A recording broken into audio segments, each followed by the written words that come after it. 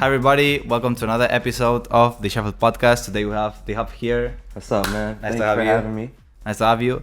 Again, another podcast in Miami. As I said in other episodes, I'm taking this week also to do a lot of episodes in person. Like this is the second one I'm recording. The first one was with Alexi. I don't know the order that we go out, but this is the second one. And as I said before also, those are like the first podcasts I'm doing like in person. I always do them online because like I'm talking with people from different countries.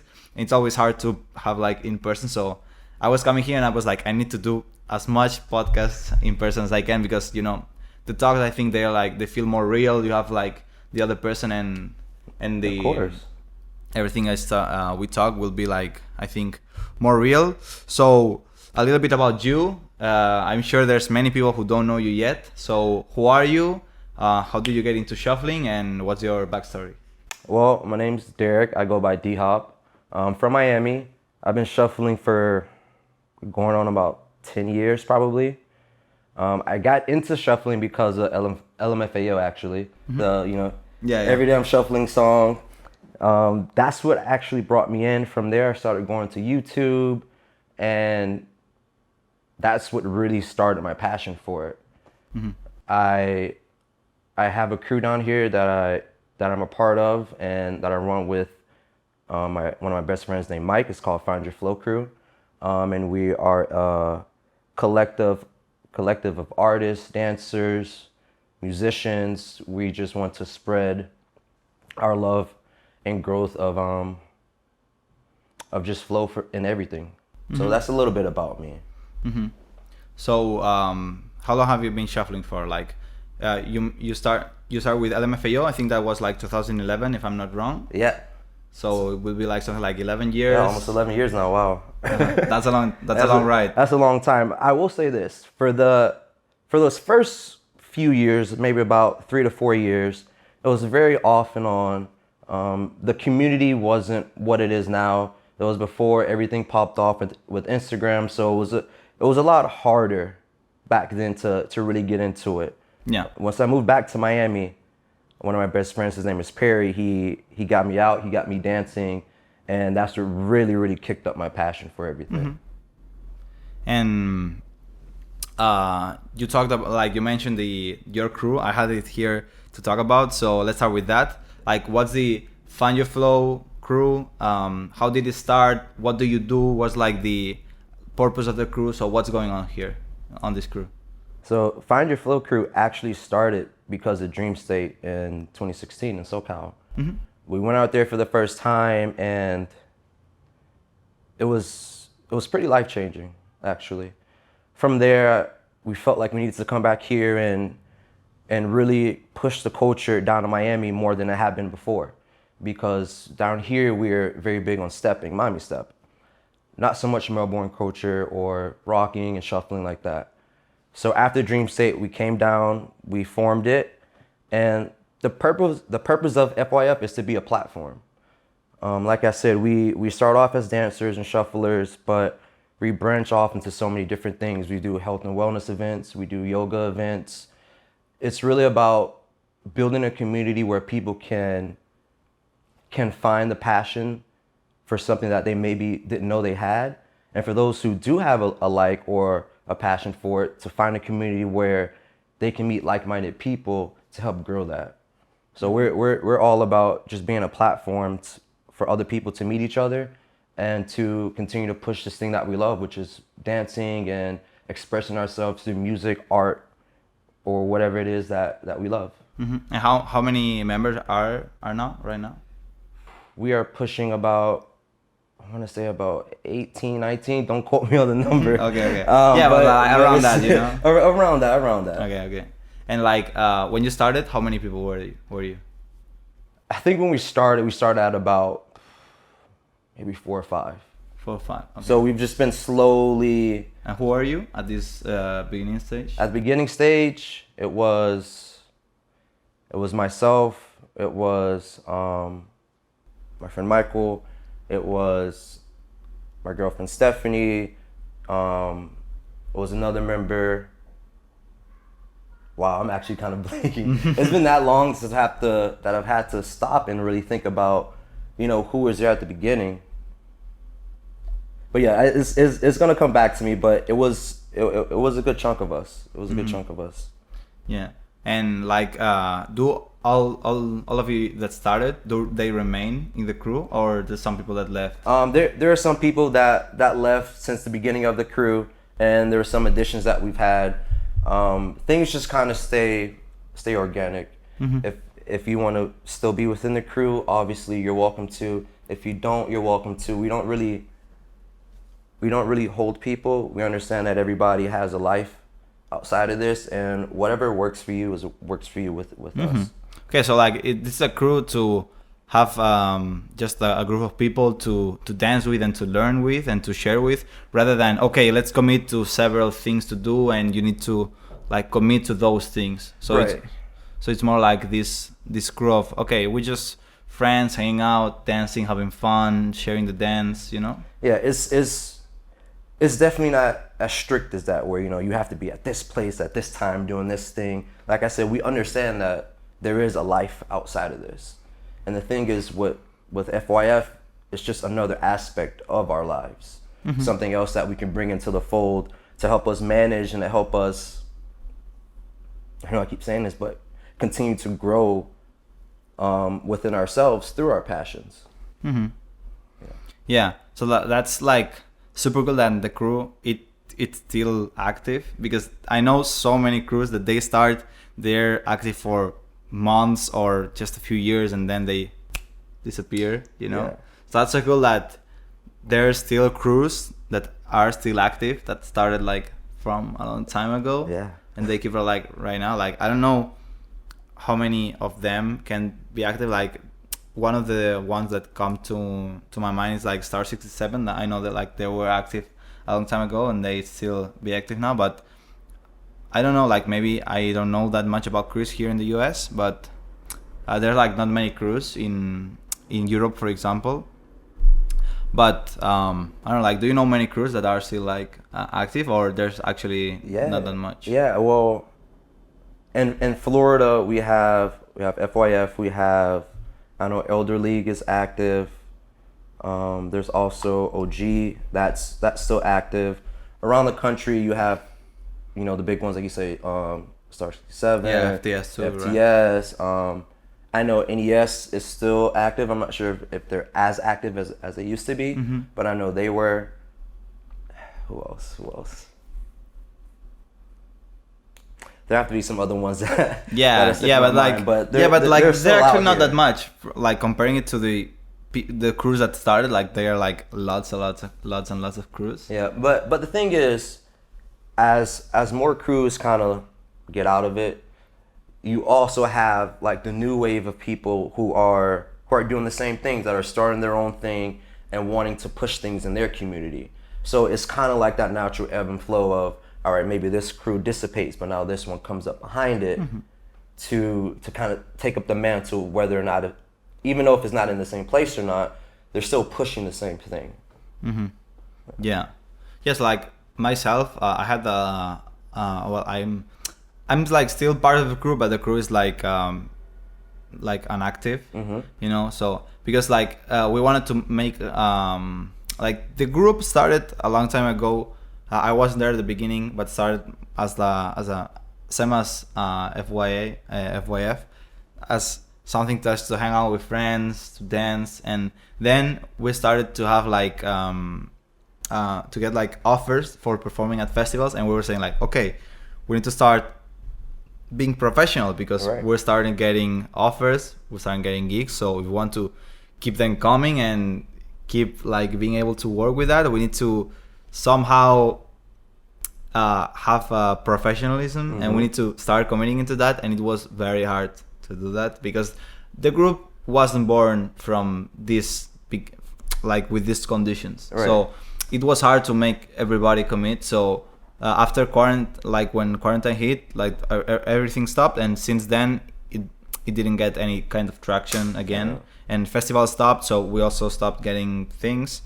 And then from that point we didn't have again any offers, anything. But like even though it's hard to say yes to offers, because you know that the group is not working, you know, and like there's no, it lacks like professional commitment. Yeah. That the thing we were saying before, that you need to be here at this time. When you start getting a professional things coming, you need to start working like that with the group. Right. Yeah. So it was hard, and that's why I was like, I value that there's crews that remain for a long time because they know like their goal and what do they do, and they make everybody understand that. Yeah, You know? and I think that's important. I do too, and when you get to the point where you know you do have things that are professional that you have to hit, I think it's very important that the ones in the crew that are doing it or who are committed to that, they understand that, and then they can push that. For instance, we have one of our members, her name is Julia. She runs the Techno Collective, and she started the TC Battles. So she's really been pushing the battle culture down here in Miami. We just hosted Yeah, a few weeks ago. Yeah, a few weeks ago we hosted the first battles. We're gonna do another one in April. She's gonna do possibly another one in May, maybe. You know, fingers crossed. And that's someone within the crew who's saying, okay, well this is the direction that I want to go in, and we all support that. So there are different avenues. There are some people who maybe don't want to go down that route, who just want to be chill and relax, and they'll come out when they want to come out and, you know, show face and say hi, and then they go back into their little holes. Sometimes I can do that. I cannot lie. Sometimes I can do that. But I think with crews, it's really important to understand that everyone is human. Everybody has their times where they want to be super committed to something, or they may be going through things in their life where they may need to pull back. And I feel like in order to have a crew that is constantly growing and pushing, you have to be aware of those ebbs and flows in people's lives.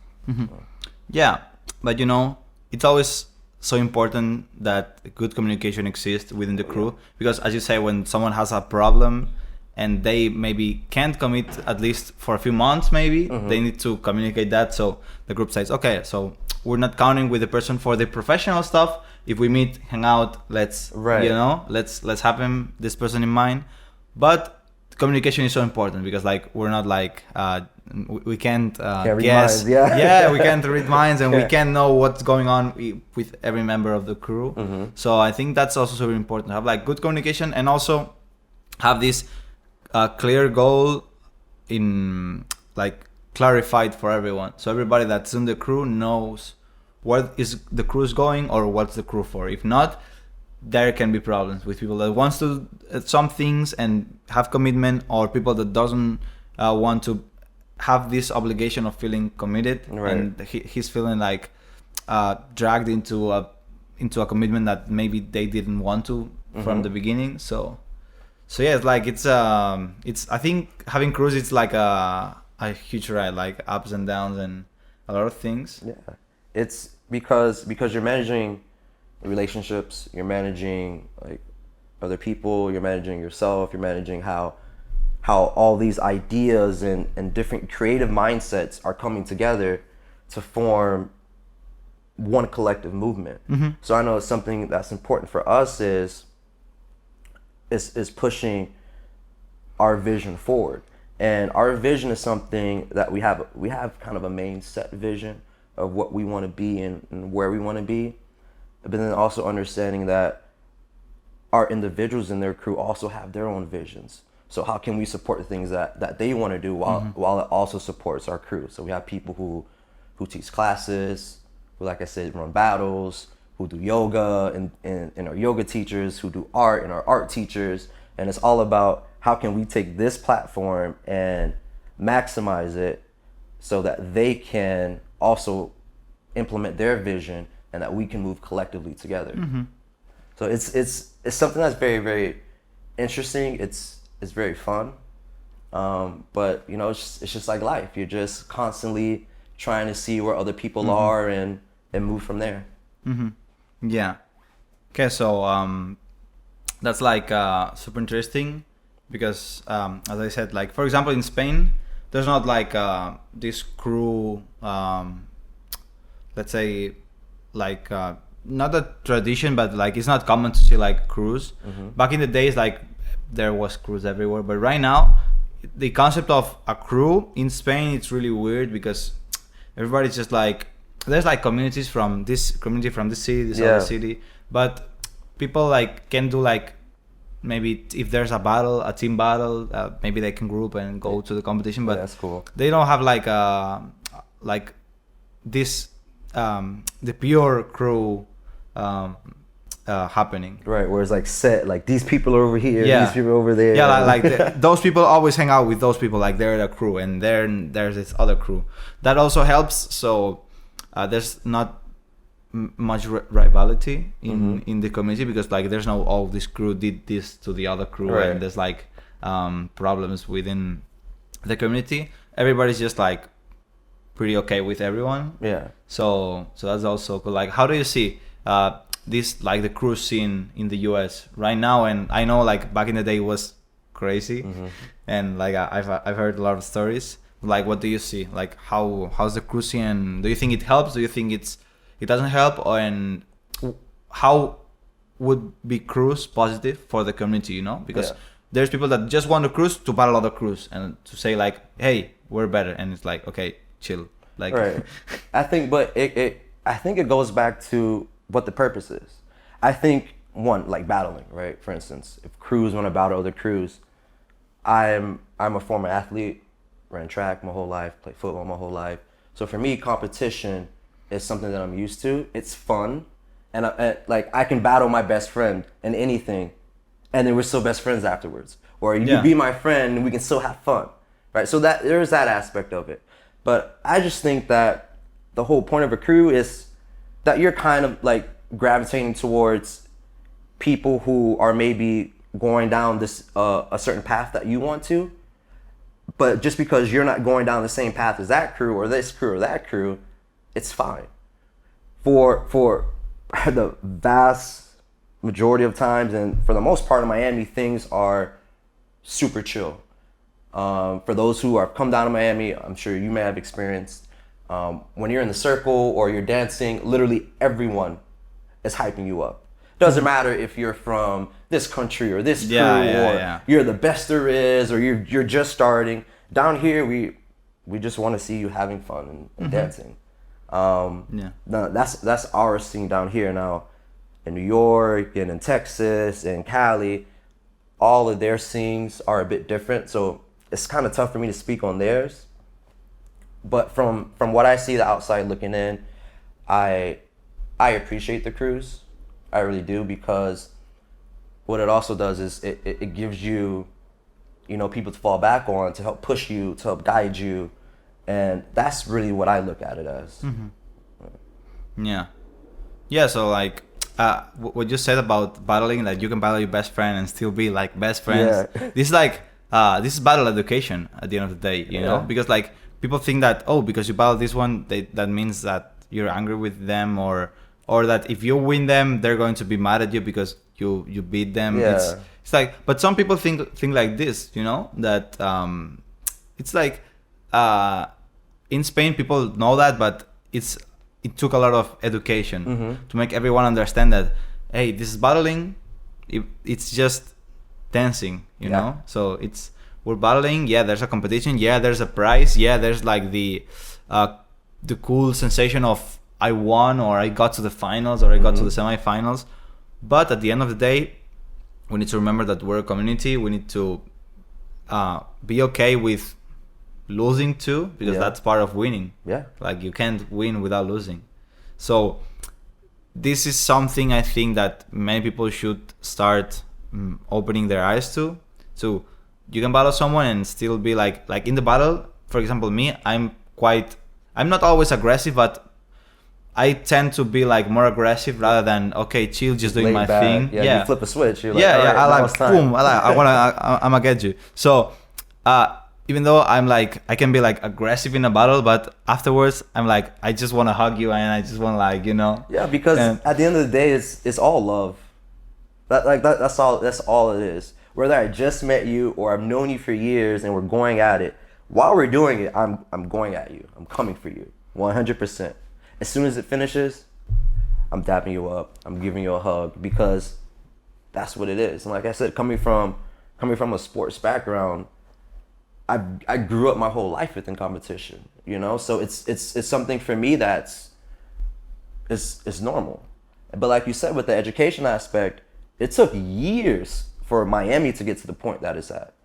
Like I remember, like 2016, 2017, like starting to kind of want to do that, and it was a lot of people were doing this. And then like you said, once the education started and people got more comfortable with it, now it's something that it's accepted and is looked at as a fun thing to do, and then you just keep going with your day. That's it. Nothing too serious. Yeah. And right now, like, what's the battle scene in Miami and in the US in general? Because I see that this past year and this year, I see like many people start coming up with more events, more battles. Yeah, like we had them since 2018 in Spain. So like the battle culture is like really developed, and people knows how battle work. Knows like the atmosphere, like to hype people, to like they know the dynamics. Right. So like what's the battle scene right now here? Well, I would say in the States, we're definitely starting to get to that point. It seems like there's been a shift in the overall community and the way that it views like battling and competitions. And now we have people who are setting things up, you know, whether it be online, like what FTS did, or whether it be in person, like we've had different in-person battles, you know, that I've seen across the country. So collectively, I feel like we're starting to be more responsive to it, and we're actually looking forward and being more accepting towards the idea and the want to battle. That we will get to the point where, you know, it's consistent and we're really pushing, because I think that's the thing. Just like what you guys are doing in the States, we just want to continue to push this dance for everything that it is.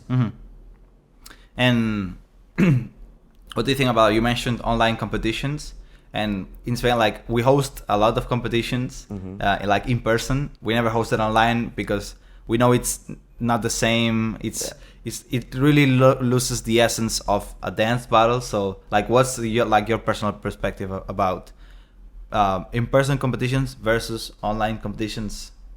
Well, they both have their pros and cons, right?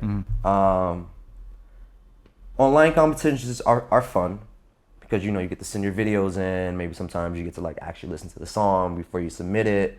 But there's nothing like being in person. There's nothing like the energy. Like there's no magic moment of being of the atmosphere, the moment, the pressure. You don't know the song is going to play. Yeah, and that's the other aspect of it too, right? Is the song, because you can study a song and knock it out like nothing for an online battle, or if you're in person and now you're having a song right there, now it's an instant challenge. How do you listen to the music? How do you pull it apart? What is your musicality like? Can you go up and down in range? Can you adjust the different genres no matter what you're getting? So in-person battles really give you an opportunity to see someone's versatility and someone's adaptability, really, when they're dancing. Yeah, I agree on that. Like that's super important to me because, as you said, like I participated in an online competition. Like, I only participated in one. And that was like, I got to the semifinals, I think it was. And the guy I was battling with, I was talking with him like in DMs. And I was like, hey, how are you doing? And we were talking about this, the round. And I was asking, hey, how do you prepare for the rounds of the tournament? And he was like saying, I'm like practicing for 2-3 hours with the same song until I feel like I got it 100%. And then I shoot, you know? Yeah. And then I was like, okay, like I just like shoot first time once, like, and see what it goes out, whatever. It like, that's like to me, because I was trying like to keep it real, you know? And also it happens to me a lot that when I freestyle to a song and for the first time, it's like, more ideas come from nothing, because like you start perceiving sounds and things about the song, and you like boom, like you can develop more your freestyle. But if I do it again, I'm already thinking in, I heard that pattern at that moment. Right. I'm already thinking what thing will I go hit? Yeah, you know, when and you hear this that again, what will I and do? this takes many essence of, you know, the freestyle and the developing around that. It's natural, you know, because Yeah. I can tell when someone is like dancing and he's waiting for some sound to come, and he's like, oh, okay, he's waiting, and then boom, he does a different sound. And Right. he was like for 8 beats, he was waiting, Kind of setting it yeah, up. he was like doing like normal running mans, and then boom. I've been waiting for this. And like you get, when that's a hit, you know that this person was waiting for this sound. So Of course. it's not that it's wrong, but sometimes it's too obvious, and it tells you, like, if you're judging, I've been a judge so many times already, so I've seen this a lot of times, that you see that this person is actually not that concentrated in creating in the moment, you know. And it's not that, as I said, it's not that it's wrong, it's just it prevents them from being more creative in the moment, you know. Yeah, like they lose this. They're just waiting. Sorry to cut you off, but they're just waiting for this one sound or this one thing, as opposed to, like you're saying, well, even though I know this one sound is coming, all right, cool, I'm gonna create a whole story around this, and then when I get to this sound, who knows what I'm gonna do? I just know what the sound sounds like. Yeah. So in that moment, my mind is blank. Whatever happens with my body when that song comes on, that's what happens, and I continue to build around it. I think that's the best way to go about it. But to your point, if you're fixated on, all right, I know after this 8 count, I'm gonna have a crash coming, and you're just running man, crash. Then it's like, okay, well, maybe we can see that you were really trying to think too far ahead. Yeah. Or just really trying to just set things up. Yeah, the thing is that you lose, like, if you're thinking what will happen 8 beats ahead, and you're thinking that this amount of time, those 8 beats, you'll do nothing, because you're not thinking in those 8 beats. You're thinking in what will happen in the 8th. Right. You know? So, it's just like, sometimes, like, as you go and you work on your musicality, you start developing like a sense of, yeah, I know this sound will happen, I know this other thing will happen. So you just, like, as you said, like, you know, maybe there's going to be that sound, but you're dancing, and just like 1 or 2 beats before, you know it's going to come, and you like prepare and do the punch. Yeah, now I'm ready. And it's just like going back to the online and in-person tournaments. I think that people that prepare too much online, it's like it loses the essence of a battle, because you're not really battling. Like it's like, okay, right, which video is better? It's not which dancer is better. It's like, okay, who prepared more the video, or who at that point online. Sorry to cut you off there. No, I don't want to. At that point online, you're really battling yourself. Like when I did the FCS contest, like I'm battling myself because it's online. There's nobody in front of me. So who am I going against? Myself. When I look at online battles, that's all it is. I'm battling myself at all times. That's where that is. And then when you go in person, now you can really open up and you can address someone else, even though you're still technically battling yourself. Yeah, and you know, like in majority of online tournaments, I didn't see that, but there was this one that I was judging that was like Shuffle Code Eden. I don't know if you know. Like they're like Chinese page. They hosted an online tournament, and you could edit the video, and I was seeing not like pretty much all the rounds were like only one cut. So, but there was some videos that had like 2 or 3 cuts, and I was like watching the route, and suddenly a cut, and I'm seeing like it's like 2 videos put together, and I'm like, you're like, nah. And I'm like, is this allowed? Like, like, yeah, maybe you dance better, but I don't want to vote for you because like you cut the video. Yeah, it's if you're cutting the video, yeah, it's like you don't like that part, so that's like, if you're in person, that's what happens. Yeah, you know, you just gotta eat that. Yeah, so that this is why I don't like that much like online tournaments, because it's not all of them permit to edit the video, but it loses so much the essence of battling, you know. Yeah. And this is why like I just participated in one. I'm pretty sure that was the last time I'll be participating in one, and I'm definitely not hosting one. So it's just like I've seen what tournaments in person do and what online tournaments do, and it has nothing to do with it, you know. Of course. Like tournament ends in person, everybody just so grateful for the experience, for the opportunity, for the day, for being together in the same place, sharing with all the people. And online people is like, sending the video. I'm going downstairs and shooting the video and just sending it. Because in person is also like a community building event. Like you're surrounded by other people who love the thing that you love. You're actually competing against other people. You have the atmosphere that you're talking about. You have the crowd. You have the anxiety. You have the pressure. You have the excitement. You know, you have all of that rolled into one that you're trying to manage in person to execute something. And that aspect of it is really something that you can't really duplicate with an online battle unless you like kind of put yourself in that mindset and you host that for yourself personally. Yeah, and you're like really picturing that you're in the real battle. You're like, I'm in a real battle. Whatever, this wall right here, this is the best opponent I've ever been against. I better do my best or this wall is going to beat me. You know, and you just zone in. But I, just like you, I prefer in person because you can't beat the energy. I think that's the main thing. You get there and you feel that energy. You feel the excitement. You just feel it. It's palpable, and it's in the air, and it's something that lends itself to be very special. Yeah, like sometimes we just like about like imagining this.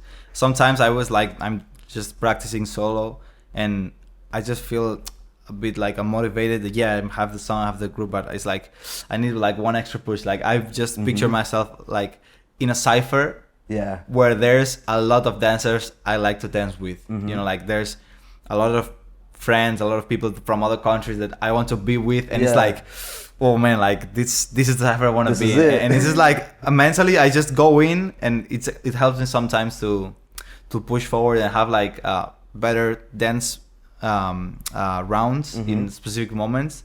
But anyways, like it has nothing to do with it, like with being real person. Right. But it still helps though. Yeah. You know, like we have something that we talk about is like the festival level up, right? Basically, every time you go to a fest or something big where it's a competition or like to double down a fest, you are surrounded by all these other dancers. And whether you know it or not, you're taking inspiration from them, you're exchanging energy with them. So afterwards, you always come back with something more, even if it's just 1% more, where you saw someone kind of do like a quick head spin, and now you're like, wow, I can implement that in what I do. And it could be the smallest thing, but you're able to take so much out of that. Like I said, comps, fest, whether you're doing meetups with friends or, you know, especially ciphers. When you have a group of people who are on the same wavelength and they're just going in, you can't beat that at all. You really can't. No, there's no way. Okay, so let's jump to the next topic. Miami Step. Yeah. Okay.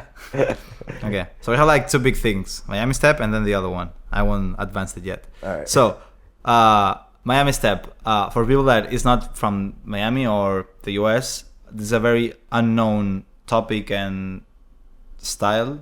So, what's really Miami Step? Is it like a form of shuffling? Is it something that is born out of shuffling but it's not shuffling?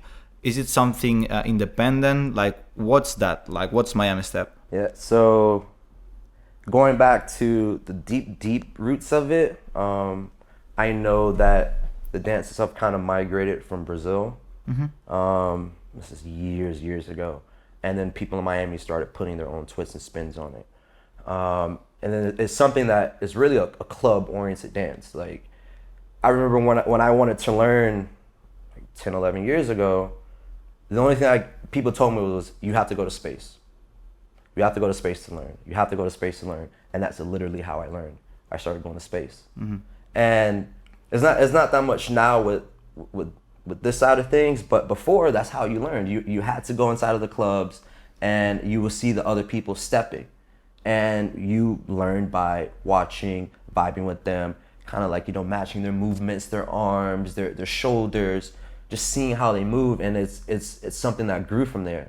Now, I would say that stepping and shuffling technically are under the same umbrella, like how everything is under the same umbrella, like the big umbrella, but those two things are like on its own side, because you have steppers that would legit say, I step, I don't shuffle. Yeah. And it's true, because that's all they do. They just step. You have shufflers who don't step at all. So, you know, they wouldn't be able to fall into that category. But stepping is something that's really, really special to us down in Miami, because it's our baby. Yeah. And it's born in our nightlife, and it's predicated on groove. You know, just finding a groove, letting loose, and really just kicking back and just having a good time with those around you. Now, you can get a little bit more technical with the steps and everything like that, but like the essence of the dance, if you go into a club in Miami, or you go somewhere where there are a lot of people from Miami and they're stepping, it's unique. It's unique. You like you feel it. Everybody's kind of in this own groove, because it's not something that's looking for that 4 to the floor, you know, 1, 2, 3. We're not on that. We're picking out different aspects of the music to move to. So sometimes it's a little bit more difficult to catch on to, but once you do, and once you grab it, it feels like nothing. You know, you feel yourself moving and turning and dipping, and it's definitely something to be seen and to be experienced. And I think once people experience and they see it, most of the time, at least in my opinion, they tend to either really like it, enjoy it, or love it and want to learn it themselves, and, you know, put their own spins to it. Yeah. Yeah, so like for the people who don't know, Space is like a club here in Miami. Yeah. So people is like, I go to Space, like, do I go do I go here? Do I go there? Do I need to fly to any planet? No, like Space is a club here in Miami. I discovered that this week because they were telling me, oh, you're coming to Space, and I'm like, no, I have to rest for a festival. You know, it's a good thing you didn't go to Space. Barely closed this week. For Music Week, I think they close like 3 hours every day from like 8 to 11, and then 11. It's open all the way from 11 p.m. on like a Thursday night, open all the way to 8 p.m. on Friday night. Closed for 3 hours, and then it's open again. And then the closing party went from like Sunday to, I think, Tuesday morning, nonstop or something like that. Crazy. So it's definitely, if you ever come to Miami, you have to go to Space and you have to watch the sunrise. So hopefully the next time you come back, you know, it's not so much craziness. Nice you can go. You can watch the sunrise, you know, they have food in there now, you can buy your food, you can eat, you can relax. Yeah, like if they're going to be open for that long, they better have food there. Yeah, it wasn't like that for a long time. That's why people would leave, because either you're tired or you're hungry. Yeah. And now they're like, well, you could be tired, but here's some food, so you're not hungry. Yeah, like the only thing is left is to have like a room with bunk beds, you know. But you know, I don't think that would be the best thing. Yeah, like so this way, like there's like no excuse for leaving. You just, like you have everything you need, you know. Yeah, you got everything. You got some comfy chairs. At one point, they had hammocks. Yeah. And there, so you go on the hammock, you take a little nap, you wake up. All right, let's go again.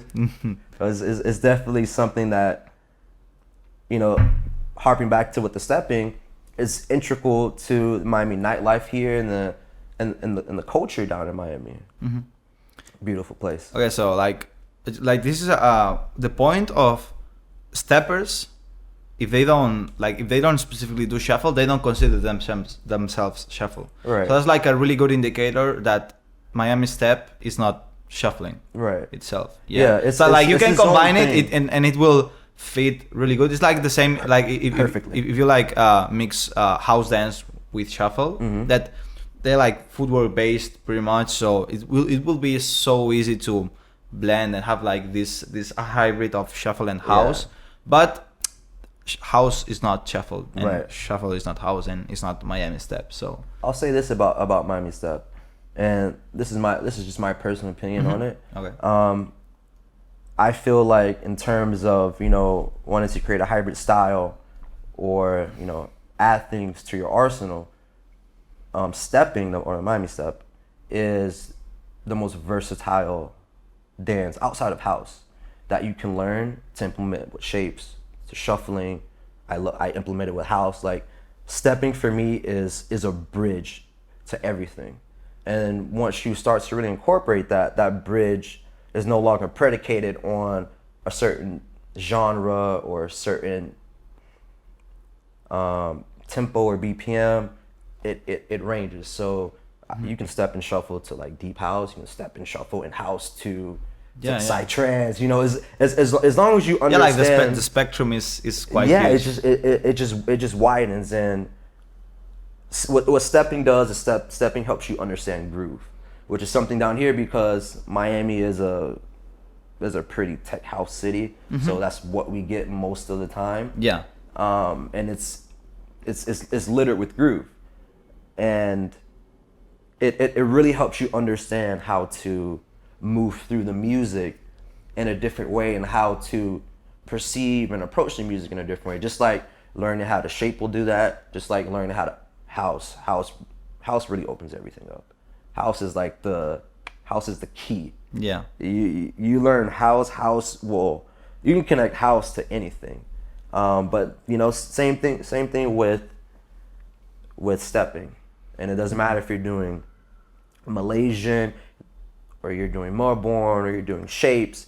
You can take stepping and plug and play it into any style, and it's going to help you tweak and just build on what you're doing.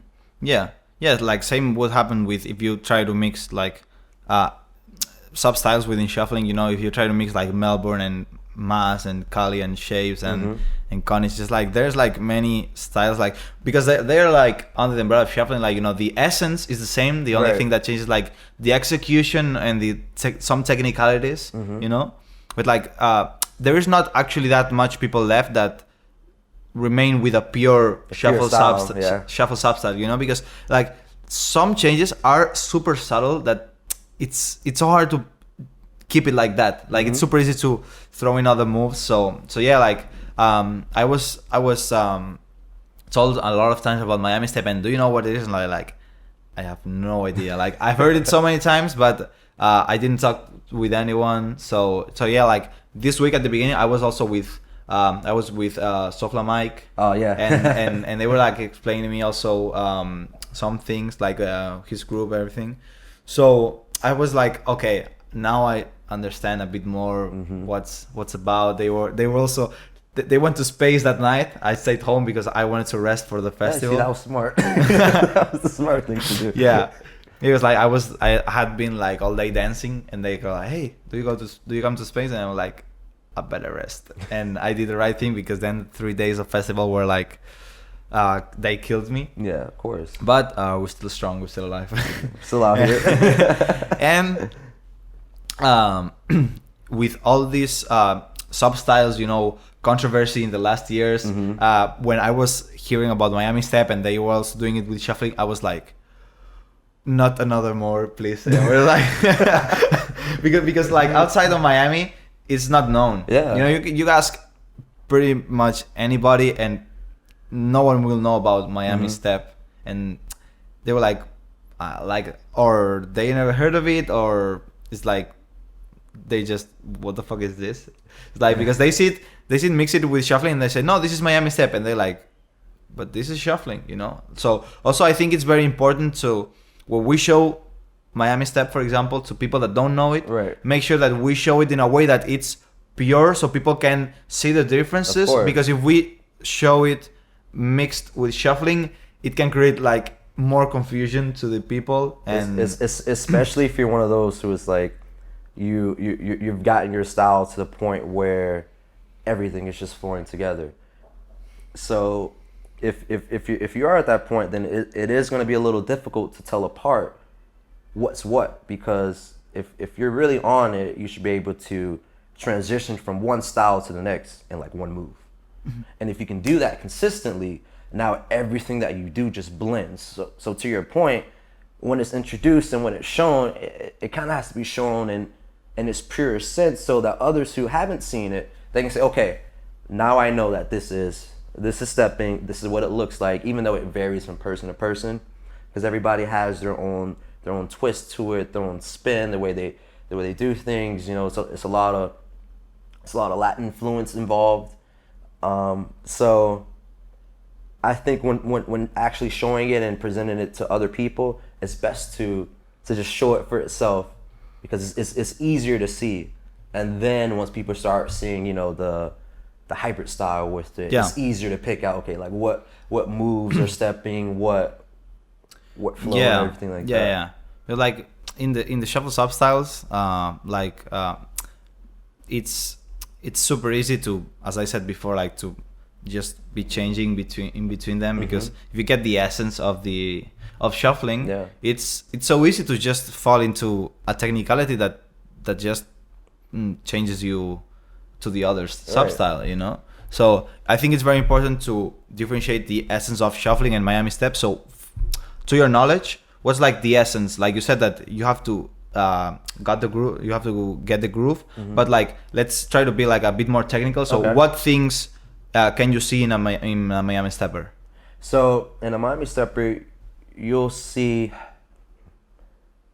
Okay, I can talk about the way that I step. Okay. The way that I step, I'm a lot with double time movements. Okay. So instead of being like, you know, 1, 2, 3, 4, everything's doubled up. Just like pop, pop, pop, yeah, pop, pop. Because like I said, I'm not necessarily looking to fall on the one every single time. Yeah. I'm listening to the hi-hats, I'm listening to the bass line. Yeah. And my movements are changing based off of those elements. You will see a lot of shoulder movement. Okay. In the Miami step, you see a lot of dipping, pulling, spinning, twirling, because everything is just here. It's a lot in your upper body. Okay. Because you can stay very simple with your lower body movements. Yeah, but up here is what's really, really telling the story. Now you have some people who are more technical. You have some people who one of my senseis, my mentors, his name is Cristiano. He is, in my opinion, one of the best steppers in Miami, and he inspired me a lot. And the way that he does it is more b-boy based, where he's slower, and a lot of his moves are quicker, but then bouncing back down to a little bit more methodical.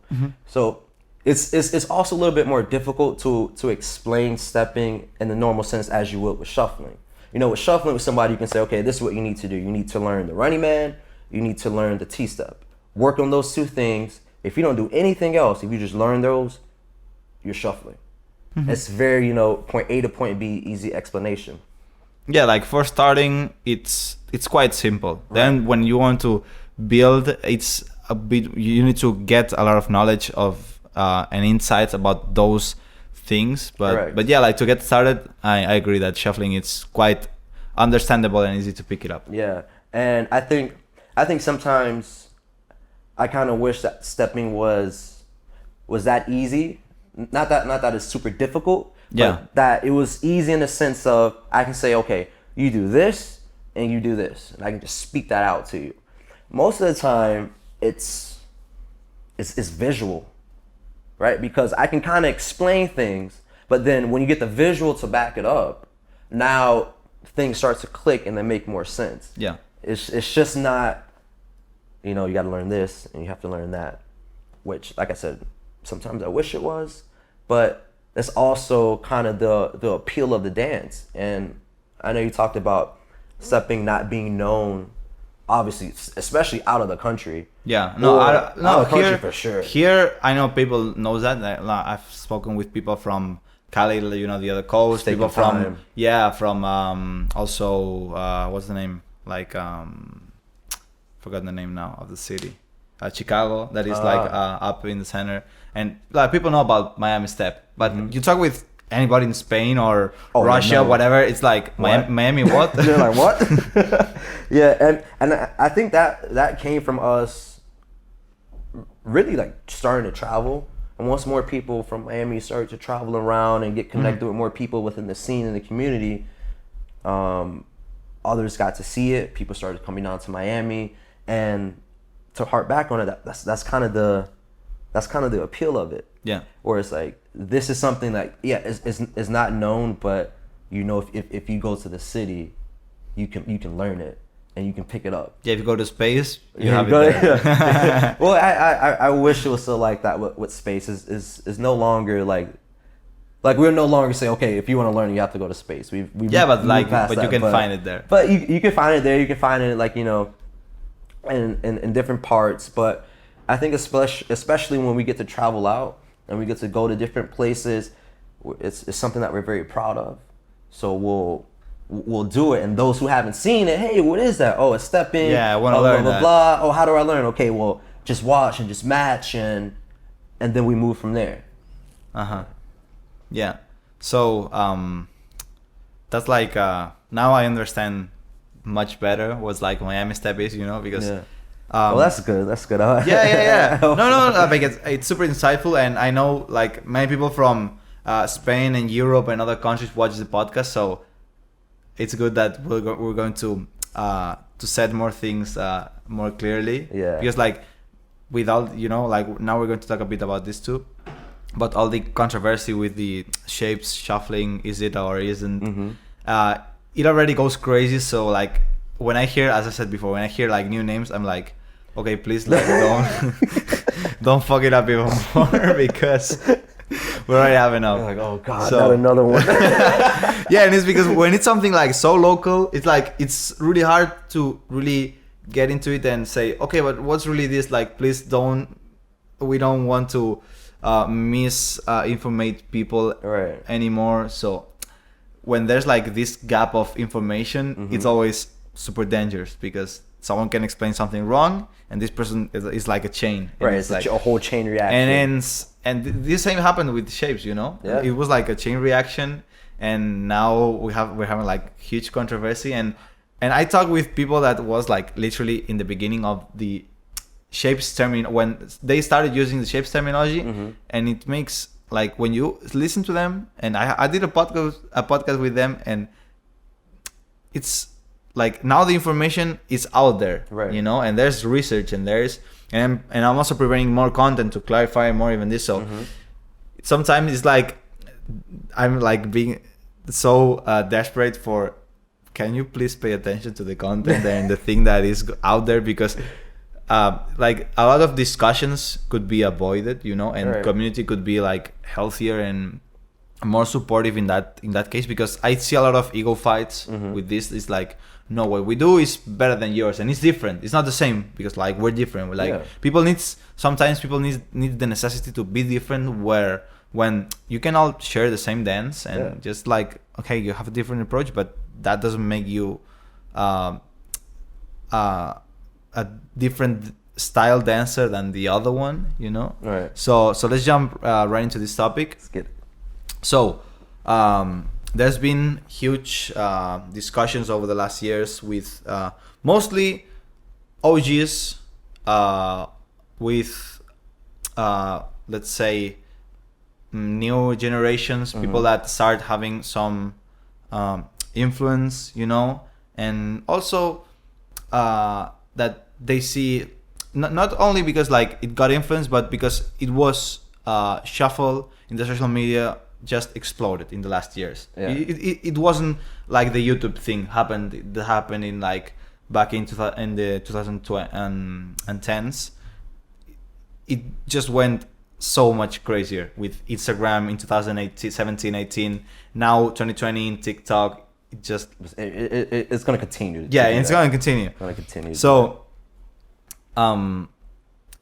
there's people that see like technically shapes, for example, is different than Melbourne, and it's different than Cali, and it's different than Malaysian, for example. Right. And between them, they're also different, like Malaysian and Cali and Melbourne. Yeah.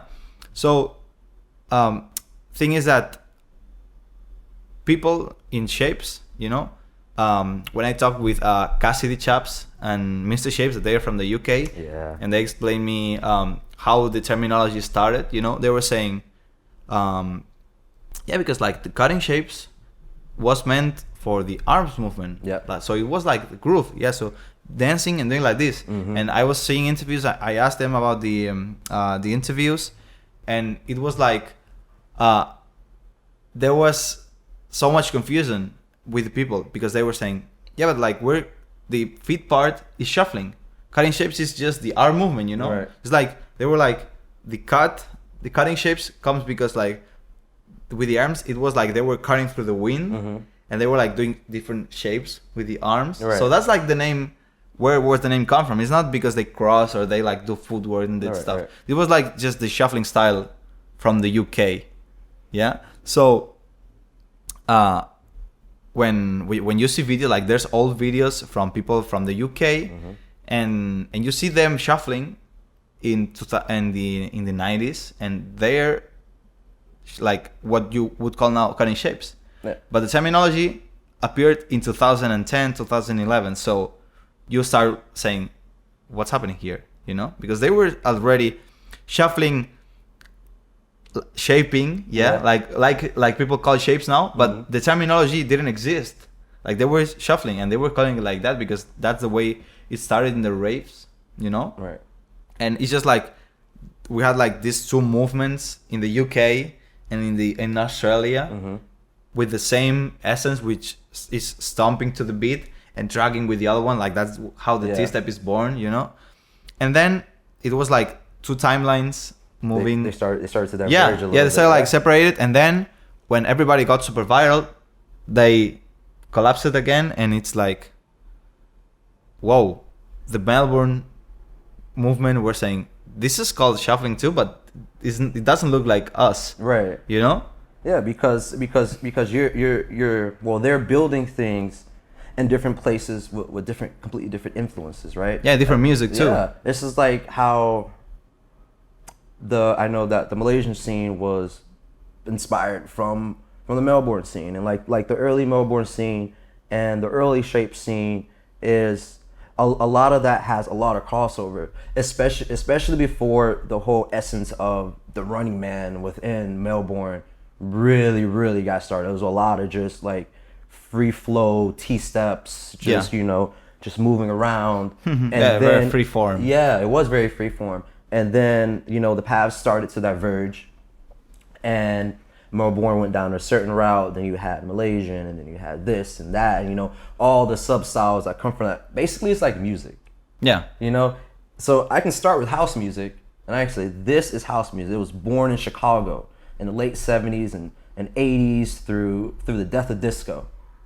And it starts here. But now I have progressive house, I have electro house, I have disco house, I have all these different sub-genres of it that have one, like you said, came from the same timeline, but now they have diverged so much to the point where even though they fall under this house umbrella, disco house is not the same as it's not the same as bass house, for example, or bass house or jacking house or piano house, or like, you know, nothing to do, right? They're all a part of the general same umbrella because it's the same family, but all these things have like these different divergence and different influences and different styles that come from that.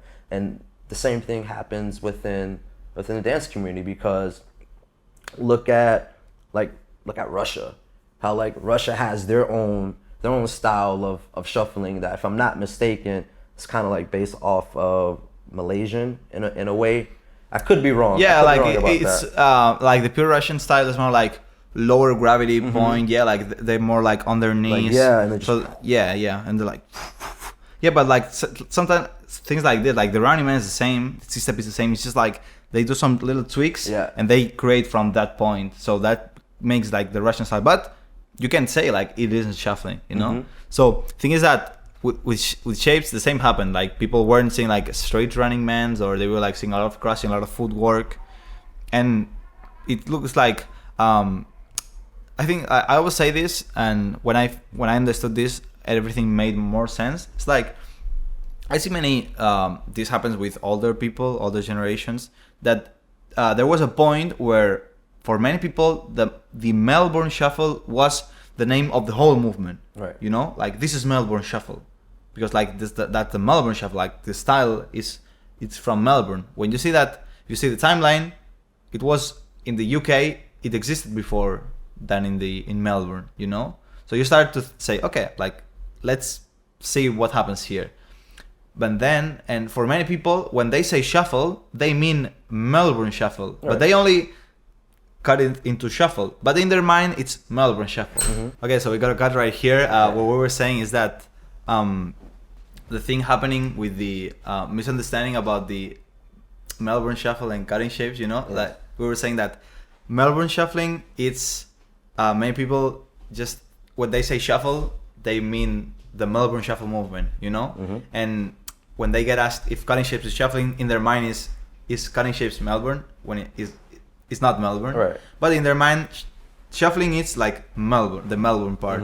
So there's a lot of misunderstanding and people saying like, no, this is not shuffling. This is like this is shuffling. This is what we do is shuffling. You know, when when you go to the main essence is actually the same. You know, like they both stomp, they both have the dragging, they both born in the raves, and it's just different music and different countries that developed the style at the same time. Well, like we were saying, there was like this the divergent paths. It's I would say it's interesting because like for you when you talk about the essence, right? Like that's what you talk on. Like they both have the cutting movements, T-step, sometimes with shapes. You'll have the Charleston, and they both have that stompy feel to them at times. For me, when I think about the essence of a dance and a movement, it's not necessarily like the technicalities of the moves, where it's like it feels stompy, or if you feel like you're shifting. For me, the essence is the feel of the dance.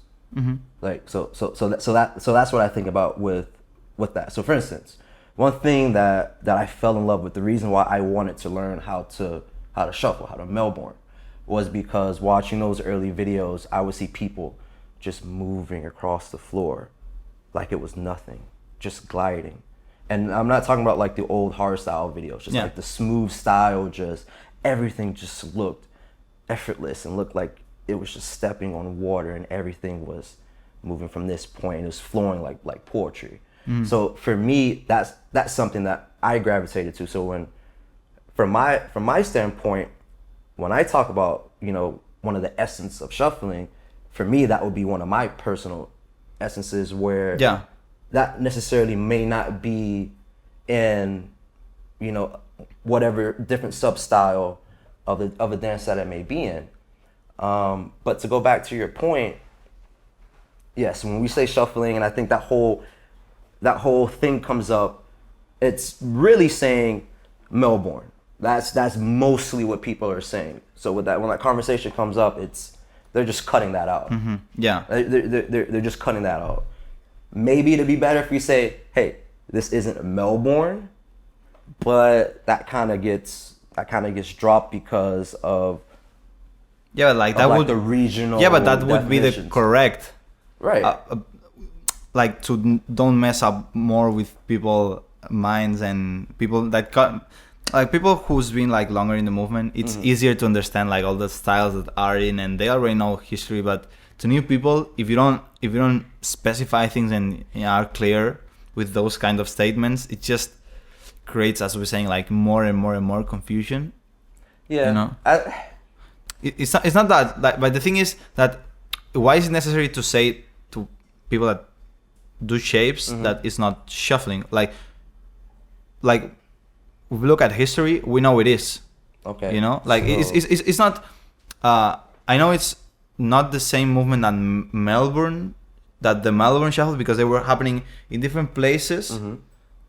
But when you like, there's videos older dated in the UK rather than in Melbourne. Right.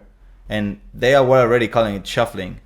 And you know that raves were in the UK and they migrated to Australia because they prohibited raves in the UK. Well, I mean, all that started in the US, really. All that started in the US and then bounced over to the UK. Everything started in Chicago. We would not have anything that we have now if it wasn't for Chicago. So everything started there. Now, in terms of why even say that, for me, it's not to say that you can't do this or you can't do that, or because that's BS. But I do think it's okay to have like those separations sometimes. Of course. To like the stepping thing, right? There are people who step that say, I am not a shuffler. There are people who shape that say, okay, I shape and I don't shuffle. For me, it's one of those things where if we want to talk about the terminology of it and we want to be uber specific about it, right? And we'll just use shuffling as the umbrella term. So that means that everything should be talked in specifics, right? So you would say, well, if I cut shapes, then I'm not going to say that I shuffle under the umbrella. I'm not going to compare that. I'll say, well, I don't Melbourne, right? So if I just said shaping isn't Melbourne shuffling, right? Then everybody's going to say, well, okay, it's not. I think that whole thing, again, regional definitions have a big impact. Mm-hmm. If you're talking to someone in California and you say the word shuffling, nowhere in their mind are they talking shapes, because that's something that's outside of their brains as far as what their culture is. Mm-hmm. And the American culture versus the British culture and the Spanish culture, like all of those has its different nuances. When everything was popping off and exploding with shapes in the UK, you know, especially around the start of Instagram, that's when everything really started blowing up, right? How do you differentiate between the styles if you said that everything is shuffling? If you're brand new to the scene, right? How do I know what's different? Yeah, like the thing is that you can say like, I cut shapes, I do Melbourne, I do Cali. Yeah, like you can be like a specific like that. Right. But I think that it's not wrong to say that you need to always say I do shuffle, and you can say like I cut shapes. You know, me for example, I just say I shuffle because I know, like, just I'm very versatile. I know a lot of things from different substyles, and I just don't think on just doing one. You know, you can. You're also not predicated to, like, you know, we talked about before where it's rare now that you see someone who is strictly sticking to one style, you know? So I feel like when you have those who are sticking to one style, it's good to make that difference. And I think, to be honest, on the history side of things, because when we talk about shapes, at least over here, and I want to start talking about what happened and the impact of everything that went on in the UK. Even if it started off with them saying shuffling, when that big boom happened, they were all saying, yo, we cut shapes. Mm-hmm. So it's like, okay, well, they are right now directly saying, this is the style that we do. This is how it looks like. This is the culture that we want to represent. Mm-hmm. And I think for me, especially coming up and seeing all that, it's always been like, well, it's okay to say that I do this thing, or I inhabit this space, or I do this style. And I know now things get washed up, things can get heated, but at the end of the day, that's what it comes back. That's what it comes back, and that's what it comes down to.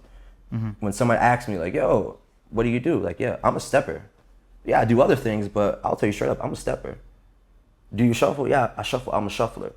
Someone like you or like me who inhabit so many different styles and can do these different things, it starts to become more of an umbrella term.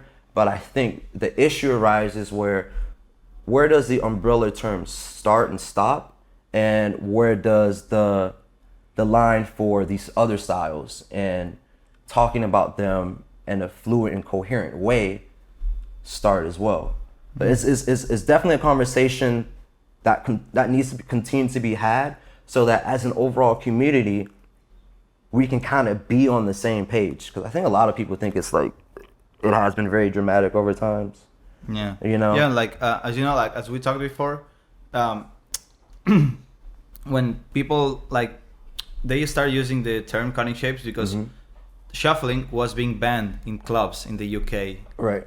So that was, when was that? Was that early... like 90s? Or was that no, like in 2000, like in 2000s. 2010s. Ah. So and that's why they also started using the term cutting shapes, because if they ask them, they would say, no, like, we don't shuffle, we cut shapes. Yeah.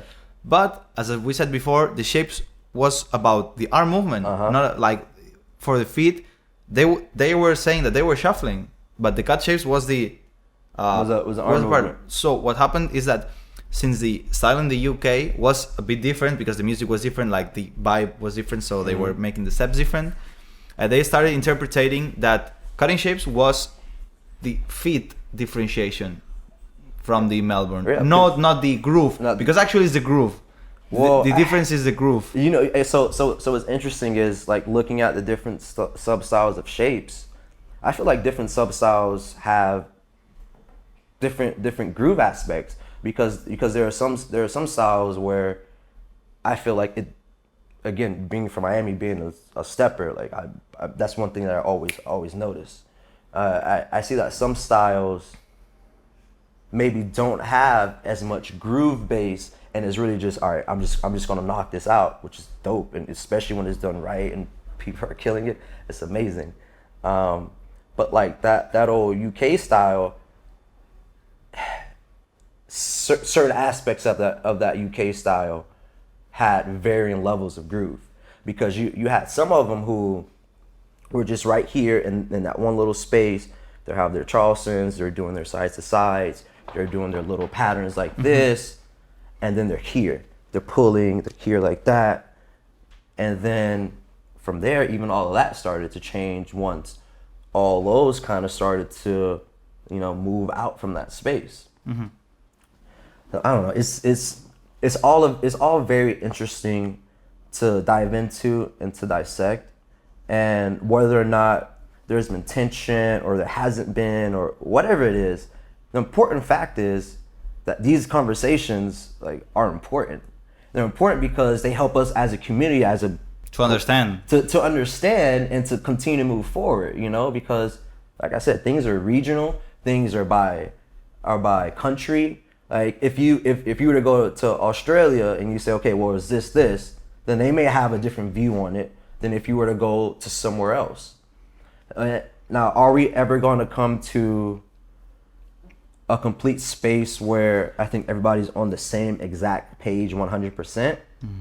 Maybe not. But I think the conversations are good and that they're okay. And as we continue to move on, and like you guys are pushing comps and you guys are pushing things on your end, and as everybody tries to kind of make this push to make this dance much more official, to move out of the club space, these conversations are extremely important.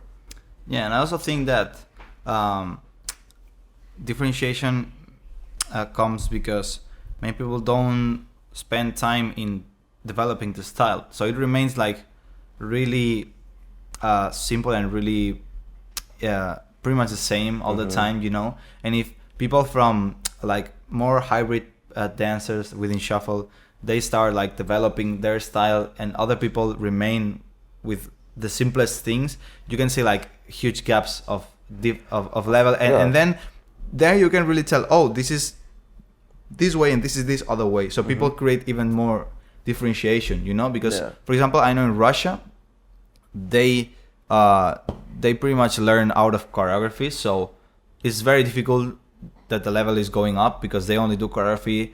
They don't explore that much the style, so it always going to be like if you do cutting shapes choreographies, you always look this way because you're only doing choreographies with this kind of steps, so you won't evolve. And same thing in shuffling, if they do like only running man, steps, spins, kicks, slide, this kind of stuff, and they only do choreographies with this, they always look different, But in Spain, for example, when people started to develop things, they learned how to develop the style. People that was shaping, like purely shaping, started to incorporate and get to a midpoint, and people who was only like shuffling, they had happened the same thing, and it happened like supernaturally, because if you want to evolve, it's supernatural to have this, start having these inputs from the other substyles that are within shuffling.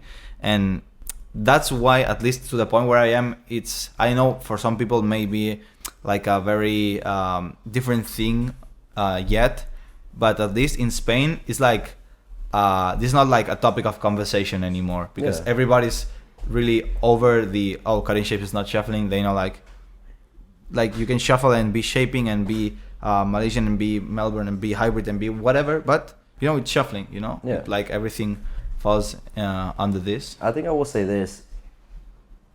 I think the conversations are centered mostly online, right? Speaking from experience, especially down here in Miami, like we really don't care what you do. Mm-hmm.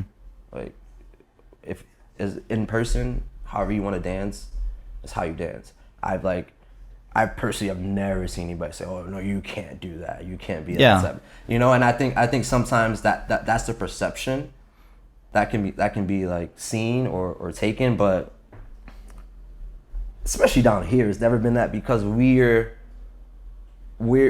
have so many different influences down here. Just like how you talked about with the convergence of, you know, shapes and shuffling, we had that same convergence with stepping and shuffling, where, you know, you have people on this side, oh, I don't do this. Eventually, everybody starts to get to this point. Mostly now, you'll be hard pressed to find as many purists in their styles as you do with hybrids now. Because now mostly everybody is throwing in something here and there and just mixing things up. But I do have one question for you. Okay. Okay, so what's your take on choreos versus freestyling? Is there one that you prefer, or like what's your mindset with that? Okay, so I think that if people really want to learn how to dance, like to listen to song, feel it and create, you need to freestyle.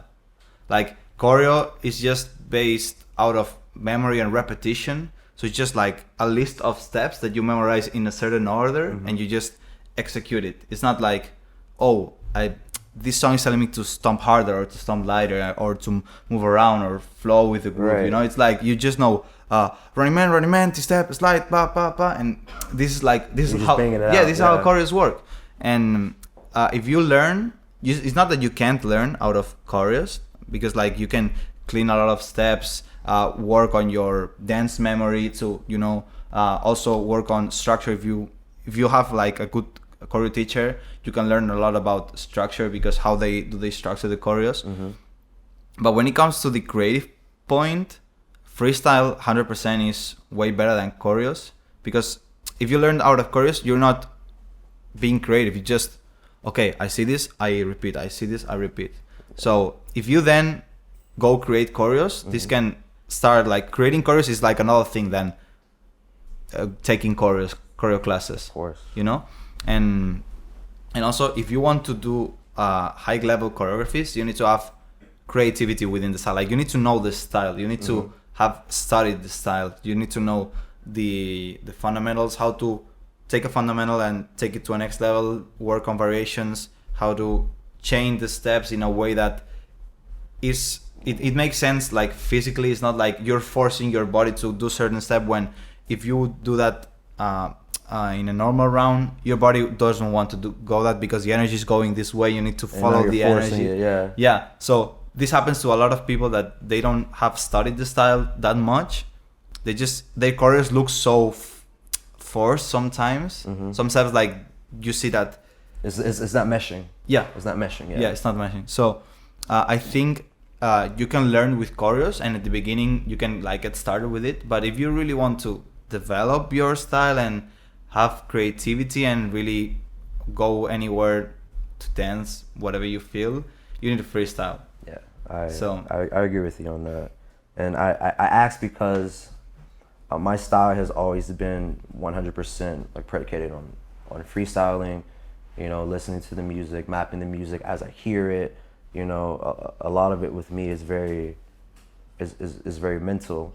So I like hearing, you know, like people's differing opinions and thoughts and takes on that, because I think when done right, choreos are great. Yeah. As long as they're not forced, as long as you can understand what within the breath of that choreo, how to still feel and understand the music, how to not just like kind of just put something out just to do it. It definitely has its place, but to your point, 100% feel that in order for you to grow and consistently grow and to constantly grow, freestyling is the way to go, especially in this dance, because like look at our atmosphere.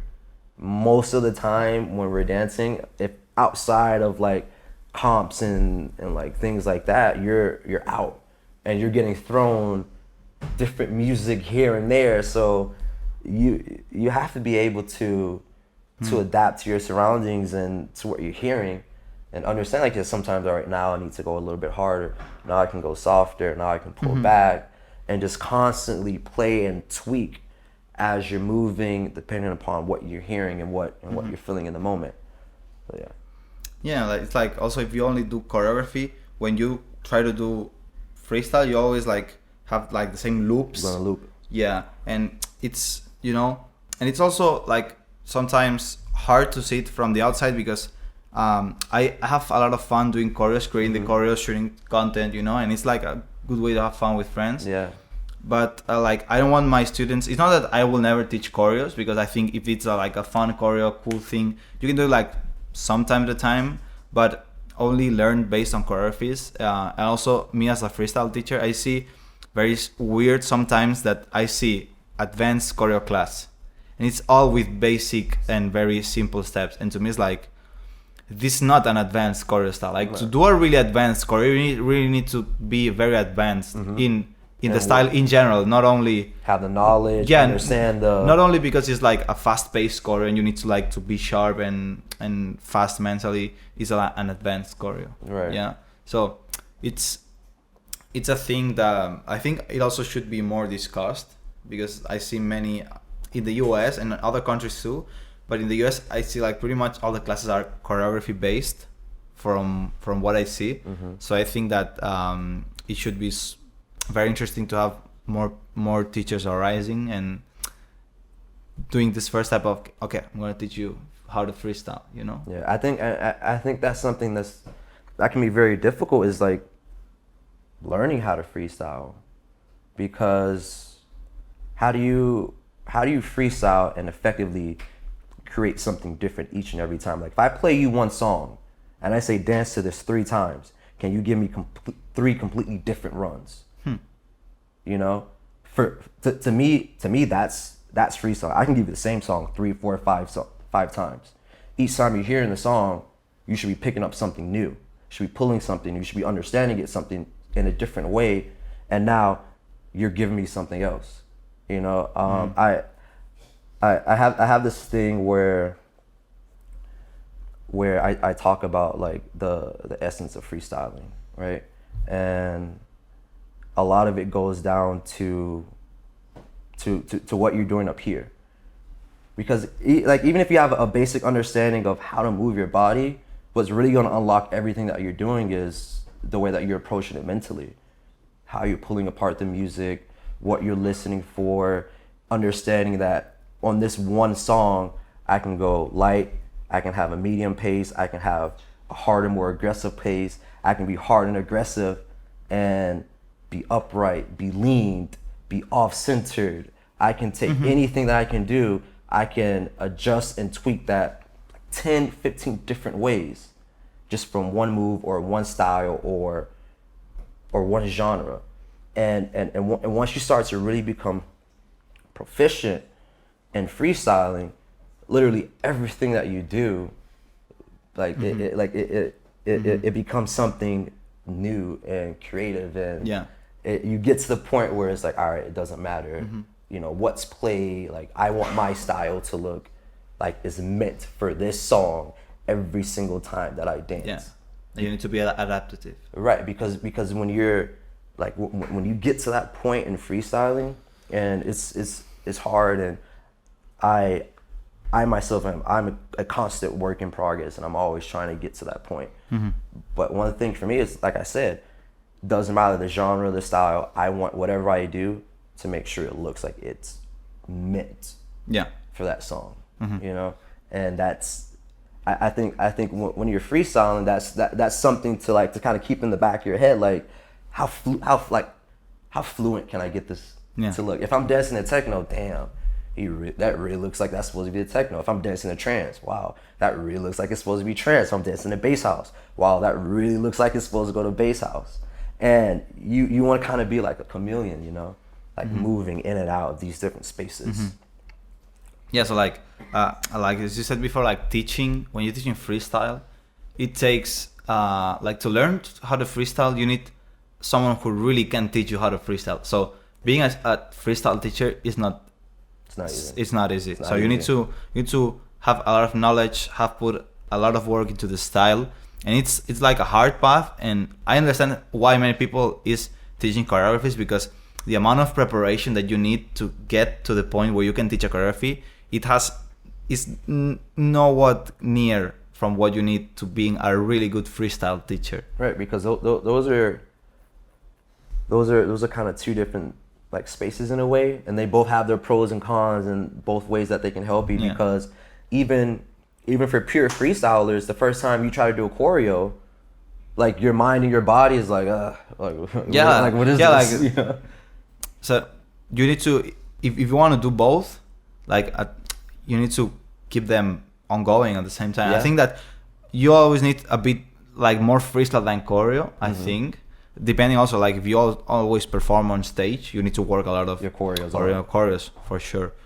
But yeah, like this conversation is perfect to change it with the last topic that I think it was like what I meant. Moving into yeah, I was saving it for the last. I don't know if you were expecting this, but you had a video. It's like 2 years ago, talking about this thing in a specific. You know, about the people who's teaching, people who don't have enough information yet, or they haven't studied the dance, or they taking the enough time to at least teach decently the dance, and you're like being very critic with certain group of people that weren't respecting that, because like I also agree that teaching without having many knowledge about the style is disrespecting and is spreading misinformation around there. So what did you see when this happened? What were like your feelings? What was happening there for you to have this video? Because I saw it, many people sharing, and many people like having their points, and some people was some agreeing, some disagreeing. Yeah. So what happened in that point? I think the main thing with that was just, I felt like if you're going to take the time to say that I'm going to teach you something, then don't do your students a disservice and teach them something that isn't correct, or teach them things that you yourself don't know about. Because at the end of the day, like, you're servicing that person. Like, I'm a teacher by trade. Like, that is my profession. And when you're doing that, whatever you're doing is all about the ones that you're teaching, you know?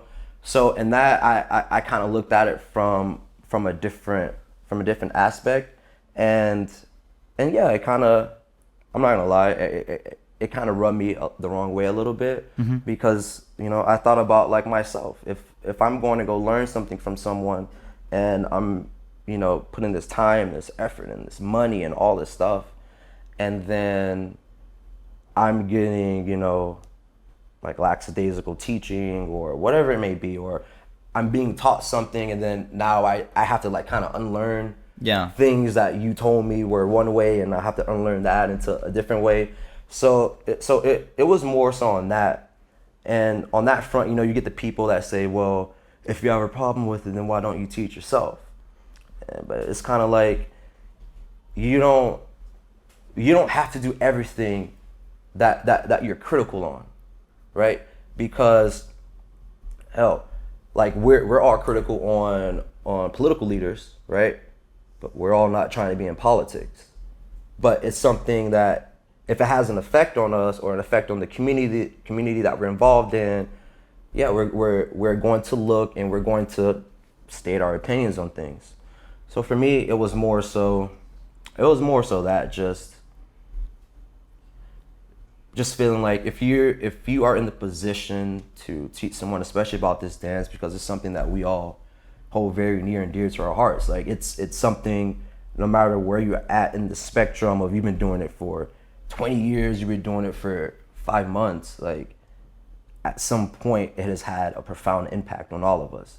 If it didn't have one on you, we wouldn't be sitting here right now. Yeah. You know?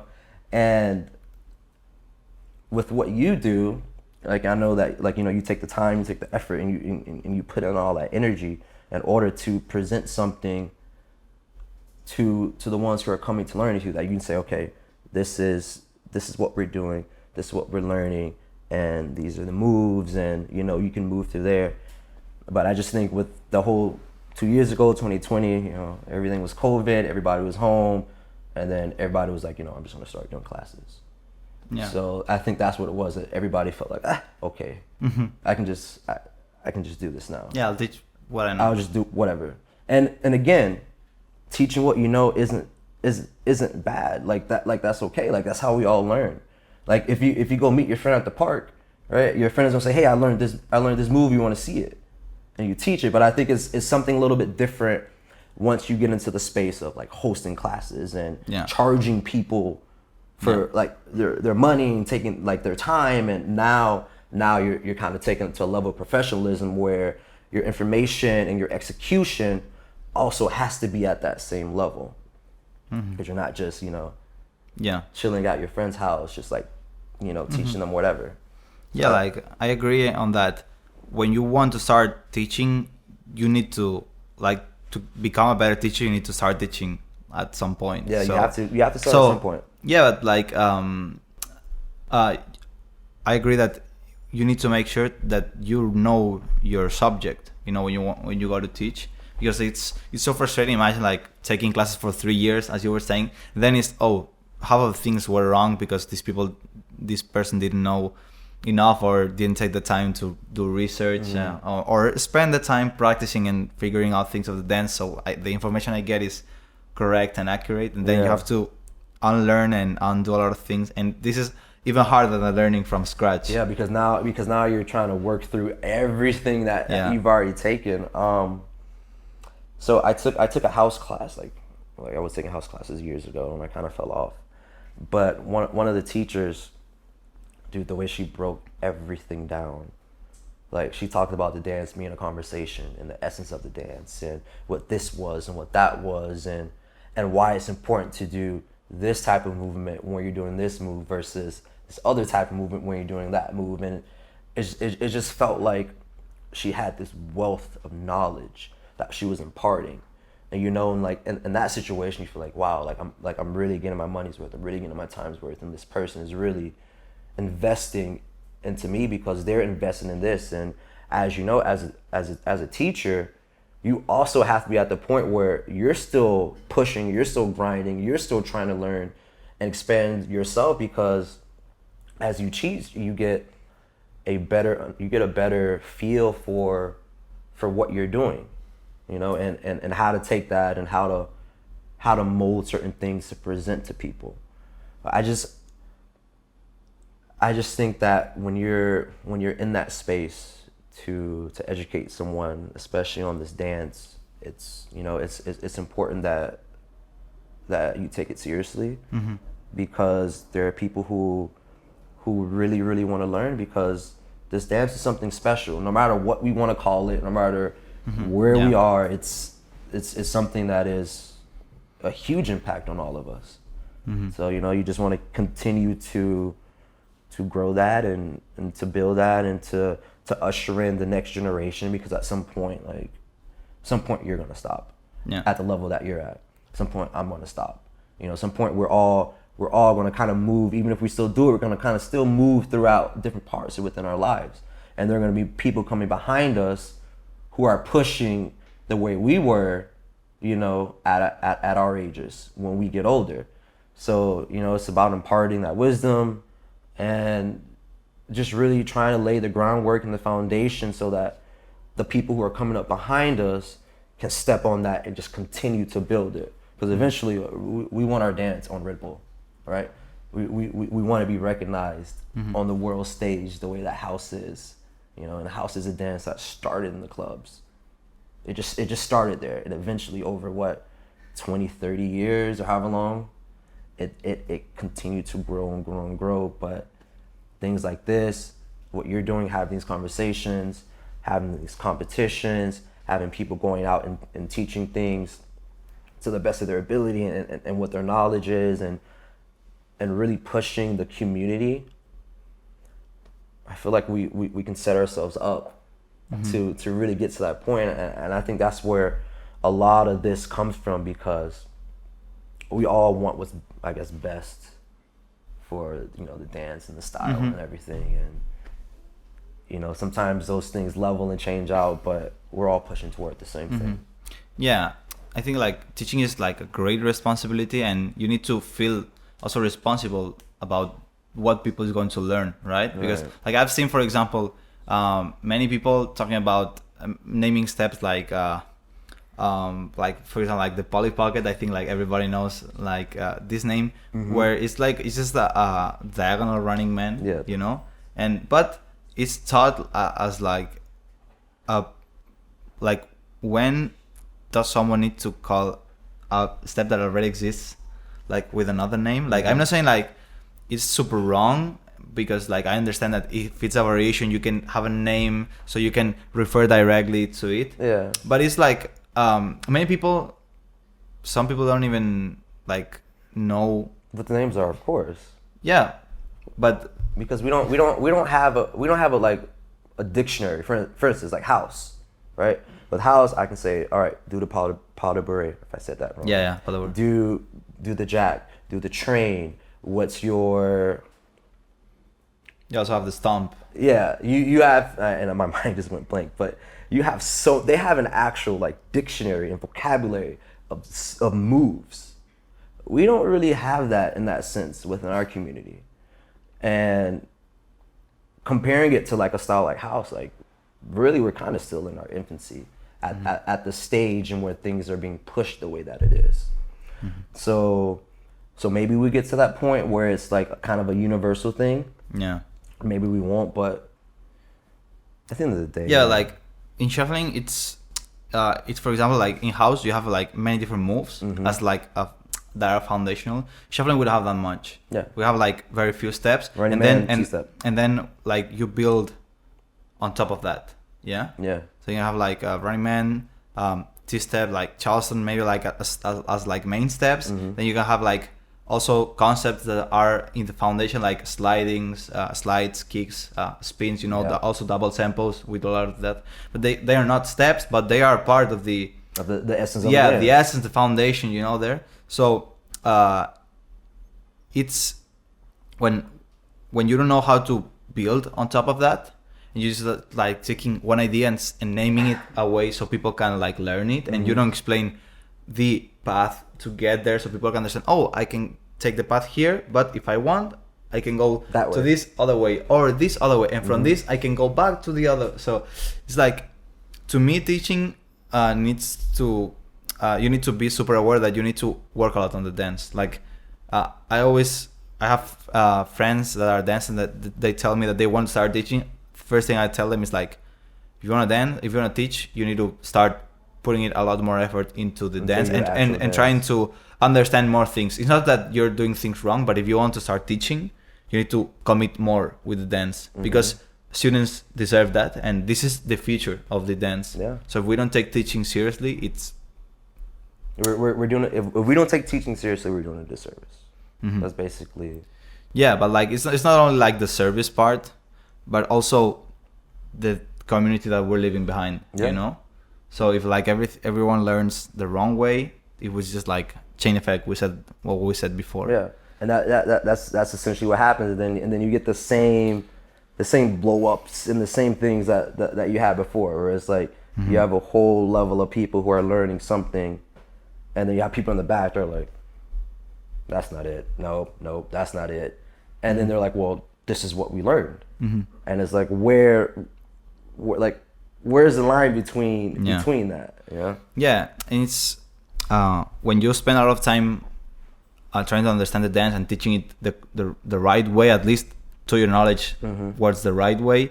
You see people that doesn't even care about that and they teach wrong. It's like you feel like your work is being thrown away. It's like very frustrating sometimes, because like, man, I've been like for some years to get this information right and try to teach it, and you're just like, no, this is no, this other thing, and sometimes it's frustrating. I know there's sometimes you can't control it, but it should get to the point where people really feels that this big responsibility by teaching.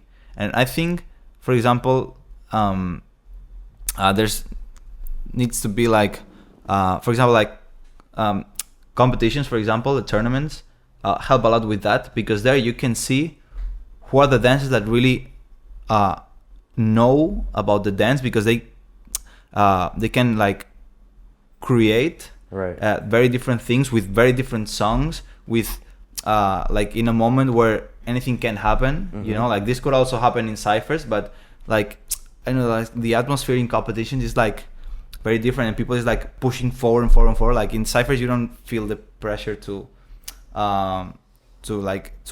keep working on this style. You know, like some people do because they love it. Yeah. But for me with ciphers, I do because for me a cipher is like, all right, well, we're starting at this level. Okay, now you finished, and now we're here. You finished, now we're here. So every time we're going, I'm pushing the envelope, because you're pushing me, I'm pushing myself, and at cipher we're just going at it, and it's kind of the same energy as you have in a comp. It's just like pure energy, that pure motivation to just throw down because the person who just went before you just threw down, and you're like, all right, I see you, I got something for you now, and then you go and they're like, damn, okay, that was really cool. Now watch this, and you know, just having that back and forth, that energy, it does, in my opinion, it does kind of mimic the energy that you get when you're actually battling, because you're kind of inhabiting the same space. Yeah, because like to me, this is like you need to understand what the other one's doing and being able to respond with the dance. So you need to understand what you're doing. If you just know, like you have like your list of moves and you're just executing by memory, it's like no matter what the other dancer do, you'll do the same every time. Right. Or pretty much the same, you know. So I think that if people want to be a teacher, they need to start taking more classes, because I think a lot of people lack information. Like the vast majority of people lack a lot of information, and they need to start having the humility of, okay, I want to teach, I need to learn more things. Right. And maybe not because you need to teach them right now, but while I'll teach what I know, I need to learn more things, so when these people get to the point where I am at, I have more things to explain to them, and they don't get like, oh, that's it. And also just being okay with saying, yo, I don't know. Yeah. Like I'll tell people all the time, you know what, I'm not sure, I don't know, but I'll get back to you. You know, and obviously not saying that everyone needs to be acting or living the same, because you know, forget no, that. and it also, at least when I see but this, I have a really good like sensation, because I'm seeing that the teacher only explains me what he knows or she knows. Right. You know, if I ask and this person doesn't know, he's going to tell me I don't know. I know that when the answer is something that's something that they know, they feel confident in saying, okay, yeah, that's right, this is what it is. And if it's not, then hey, I'll come back and I got you at a different time. Yeah. Okay, so for finishing the podcast, I always have the guest have like a question for me, or to bring a topic that maybe you're interested in, because I've been asking and bringing all the topics, so I don't know if there's something that you want to comment or something. But really, dancing aside, what's your favorite genre of music? Like, what do you, or I'll take this. I'll take dancing. I'll bring dancing back. Like, okay. What's your favorite genre of music, and what's your favorite genre to dance to? Like, what's that genre that you feel like when it comes on, it's like you're just completely popping off?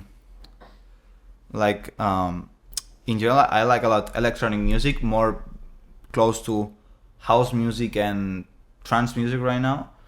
And for dancing, it's just like it changed over the years and it'll continue changing. Yeah. Right now, I think that I got like I always like tech house. I also like dark techno now. So it's like I'm in a good spot with. It's a completely different space, right? Yeah, like for example, like depending on the mood, you know, when I'm like practicing and want to start being creative, I just I like tech house because it's like super constant, and I like can build and create for a long time without like there's like no ending most of the time. Yeah, It's like it's consistent. yeah. So it's like I have like this bass and I can work in it, and I love it. When I want like dance high energy, I like this maybe dark techno songs, and I like I love when it's like when the bass plays a big role in the song. That's like Yeah, you wanna like feel it. Yeah. You're like, oh, okay, this is good. Yeah, when there's like a huge bass, that's when I'm most comfortable with, at least as of right now. Yeah, I love that. Okay, so that's it. It's been great having you here in this episode. You'll find all the DHOP socials in the description of the video. So if you wanna follow him and see him dance and talk about more things, you can follow him. I always say the same. I always let the guest close the podcast. So whatever you want to say to the shuffle community, camera is yours. Oh man, this is pressure.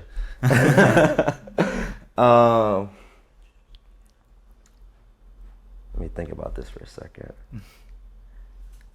All right. So what I'm gonna say to the community is enjoy this dance, love this dance, appreciate the relationships that you can build from this dance. Have fun and understand that everything that you do is all about expressing yourself. That's the most important thing, right? At the end of the day, when you're dancing, it's your opportunity to let go of literally everything in the world. And in those moments, you get to be one of the purest versions of yourself. So when you're in that space, just have fun, just go for it, and listen to trance. Okay, bye everybody. Listen to trance.